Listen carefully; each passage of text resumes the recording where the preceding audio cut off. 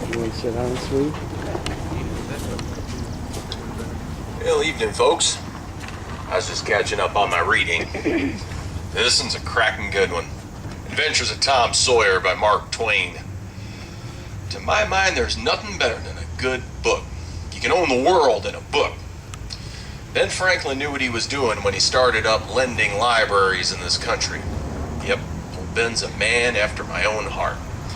After all, it was Franklin who said a penny saved is a penny earned. That's my own philosophy.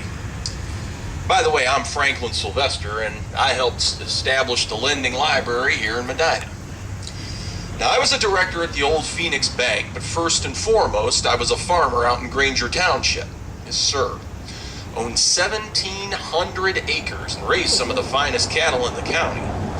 But you might say I had a side business in eggs. Nest eggs, that is. Those eggs hatched a fine crop of dollars, let me tell you.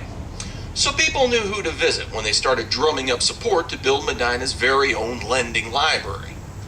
Now, books are expensive, and back in 1904, there were some bright young folks around town that just couldn't afford to buy them. Problem was, our little library association was just that. It was little. I mean, they kept what books they had in a room over Albro's drugstore, but there just wasn't enough room. Not enough room and not enough shelves to hold all the books.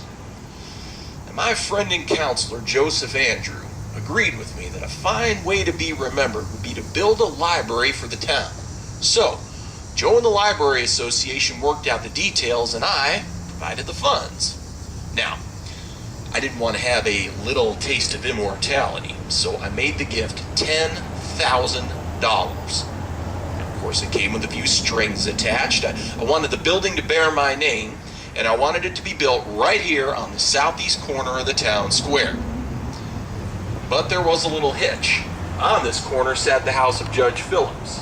Well, the judge, being civic-minded, was willing to relocate, but not willing to give up his home. And I can't say I blame him, because he built a very fine residence here. So the judge decided to move his house out into the country, and no easy task it was. Now, you all know the house I'm talking about. It's about 5 blocks north of here on the corner of Broadway and Union Streets, that beautiful big white house with the columns out front. Folks have fixed it up to look like it did in the judge's day, maybe even a little better.